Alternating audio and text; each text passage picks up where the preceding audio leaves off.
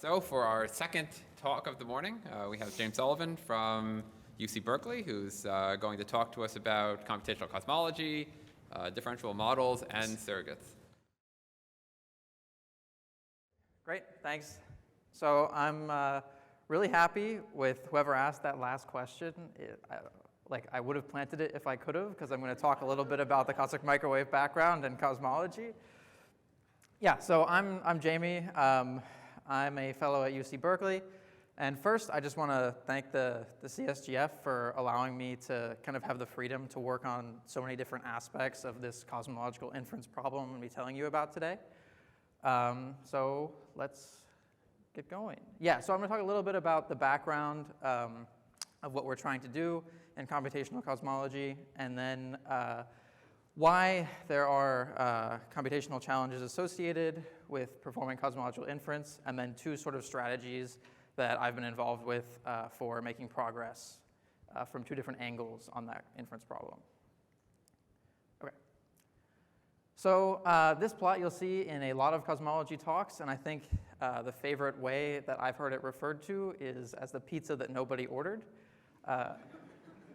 And here we have basically the energy density of the universe in a pie chart or a pizza chart, and 95% of it is stuff that we don't really understand. So we don't know what dark matter is, though we know about how much of it there is. We don't know what dark energy is. We also know about how much of it there is, though, and its qualitative features. And we also don't know the initial conditions of the early universe and the laws that governed how they were set down. But cosmology can bring a lot of data to try and answer these questions, and we'll continue to do so as we move forward with really high-quality data. So here I'm showing a map of the CMB, an example of such high-quality data, and there's a couple of resolutions of the temperature data here and some polarization data.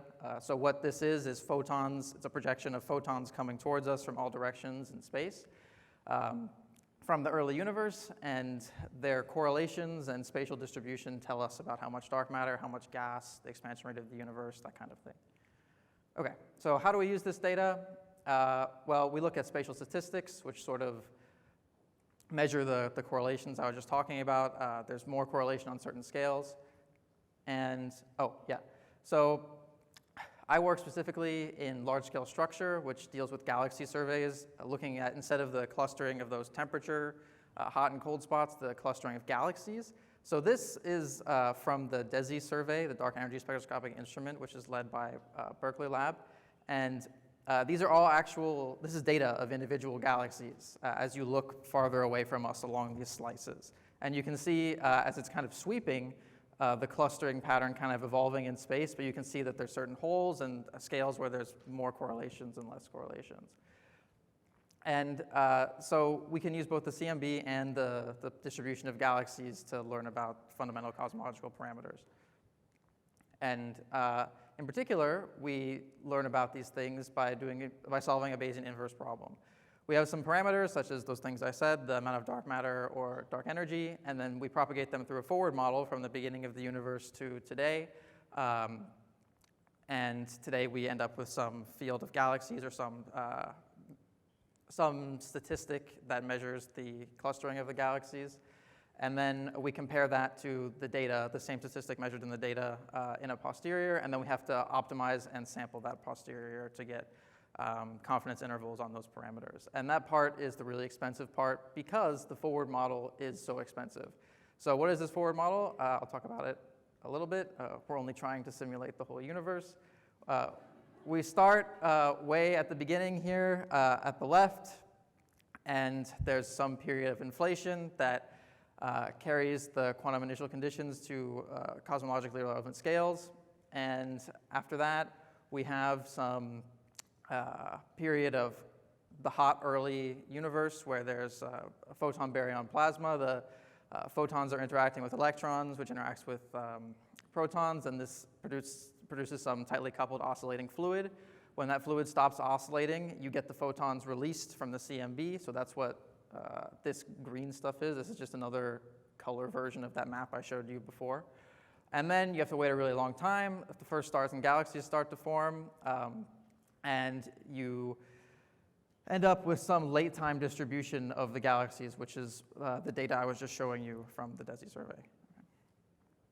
Okay, so what is this in terms of what we're actually computing, in terms of the equations?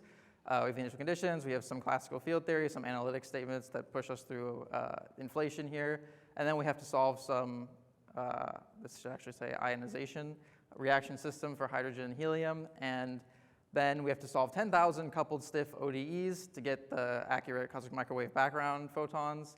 And then, as we go to today with galaxies, we have to solve a nonlinear PDE for Newtonian gravity in an expanding universe. And if we want to have accurate galaxies, we also have to solve for the hydrodynamics, as we just heard about.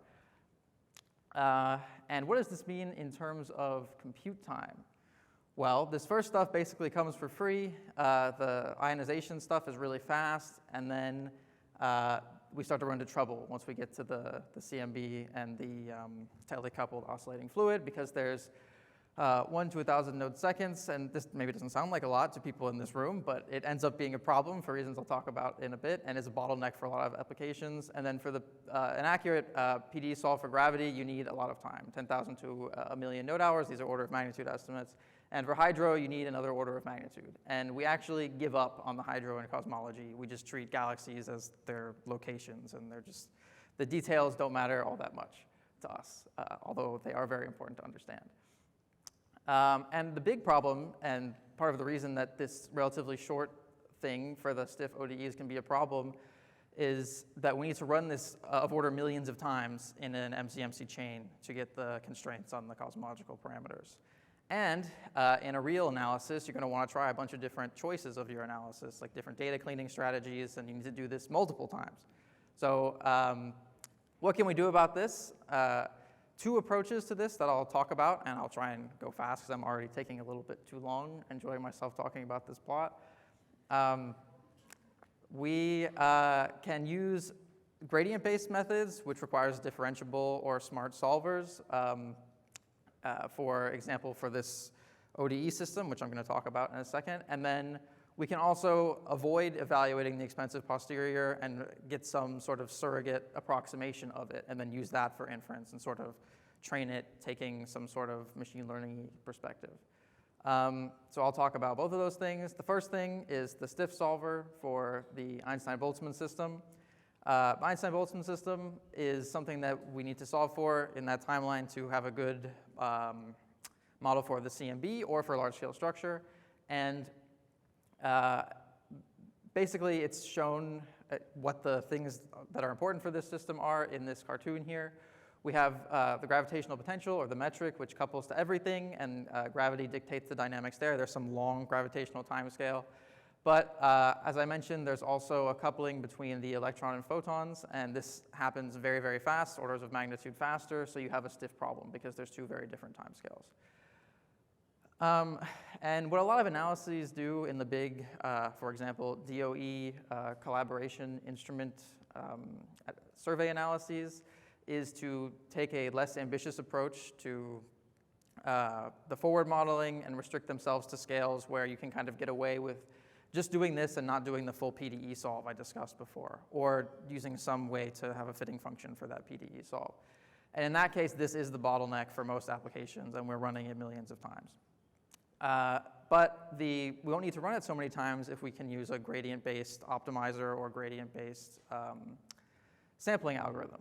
But to do that, you need the model gradient, and we need the gradient of the simulator, in this case, the ODE system solver. So that's what we did. We wrote a code that solves this system in Julia, which uses forward mode automatic differentiation to get exact numerical gradients. It's not the same as finite difference gradients. It's exact at the level of numerical precision. And basically what it is, I'll get into details here because I know I'm already taking too much time, but basically you're doing chain rule for your code. You're propagating the derivatives through the solver so that when you get to your final posterior and you need the gradient to do a smart optimization strategy, you have that, or a smart sampling strategy. And there's a lot of great tools here. I'm happy to talk about it more if people want to ask about this for automatic differentiation through stiff ODE solvers in Julia. But here are two of the two main spatial statistics we use in cosmology for analyses. This is the these are power spectra. So on the left is the CMB temperature power spectrum as a function of, this is kind of like as you're going to smaller angles as you go right. And here is the linear matter power spectrum, which describes the clustering of dark matter and is related to the clustering of galaxies at different wave numbers here, spatial wave numbers in inverse megaparsecs. Yeah, so here the point of this is just to show that we can make nice smooth gradients, and there they are with respect to cosmological parameters. On the left, it's with respect to the correlation of hot and cold spots with respect to the amount of gas, and on the right with respect to the amount of dark matter. Okay, and also one other thing we did with this code is to put it on GPU because there are two state-of-the-art codes that already solve this system, and neither of them are on GPU. So that's something we have on them now, I guess. And we used the tools in Julia to do this, which are great, and I'm happy to talk about them more. But this is for one individual wave vector mode, the evolution in time going to the right of several different species. So we have the dark matter in green, the photons and neutrinos in blue and pink, and in red we have the gravitational potential. Okay. I might need to skip this, but I wanted to plug the practicum, and this was the best place to put it. One other smart thing we did for making the forward model cheaper was to actually just improve the algorithm of the partial differential equation solver for gravity, the n-body simulation. This is not the same thing as what I was just talking about, but is a part of this forward model. And we were able to make things less costly when simulating neutrino particles, which are particularly challenging to solve numerically because they move very fast and they essentially double the cost of your already very expensive simulation. And I can talk about this more if people want to hear about it. But it was a great practicum experience. Okay. I just skipped a bunch of slides. So the second thing I'm going to talk about is using a cheap surrogate instead of using your full posterior and using that to do the inference and via optimization and sampling. And this is a project I've been working on with my advisor. So Bayesian optimization, when you have an expensive function to evaluate, you want to be very careful about where you're evaluating that function. You want to pick a point that is going to get you as close to your objective as possible, but you also want to make sure you didn't miss anything. So that's what this graphic is showing you here. There's a non-parametric interpolator between these black evaluated points, and it's trying to find the maximum. So what it does is it looks at its fit, this purple line in the middle of the cloud here, and it tries to maximize it, but it's also trying to fill in the holes where the uncertainty is really high. That's what these bands are. And this is kind of the basic idea of Bayesian optimization. And Bayesian optimization is usually done with Gaussian processes. That's what I was just showing you on the page before. You have some surrogate, which is the mean of the Gaussian process that interpolates between the points, and then some measure of uncertainty, which if you haven't explored that part of the function yet, there's probably a large amount of uncertainty. That's what these bands are. And the way to do Bayesian optimization is to take the surrogate and the uncertainty and pack them together into an acquisition function, or AF. And at each iteration of the optimization, you optimize the acquisition function to decide where to go next. So that's what this red thing is. It's the acquisition function of some toy Gaussian process example in 1D. And it's saying, I'm almost at the maximum, but I'm about to really be at the maximum, and you should go here, because this is actually performing minimization. It's near the optimum according to the surrogate, and that overrides the fact that it overrides the uncertainty there because we've already decided that we're close to the maximum. So we tried to take a different approach to Bayesian optimization using something called deterministic Langevin optimization, and that's because it's based on the deterministic Langevin equation, which is what's here. Basically, we're just performing a stochastic update of what our current estimate of the position of the best parameter vector is. That's what theta is, the set of input parameters. And then we're performing some update with some velocity v. And we can write that instead as a combination of the two things we're interested in, which is the target, f, and some other approximation v. this is the current iteration, this is the next iteration, this is the stochastic update, and then we're modeling the piece of the velocity in this sense as the gradient of a scalar potential with two pieces, which are the two pieces I just mentioned. And we can reformulate this as an optimization problem. I will kind of skip over the details, but what it turns into is an acquisition function, basically, which is this ratio of the target function and then some density estimate of the current points we've already evaluated. And if that was not a very clear explanation, hopefully this is better. We have a surrogate here in blue and a density estimate in red, which is actually from a normalizing flow.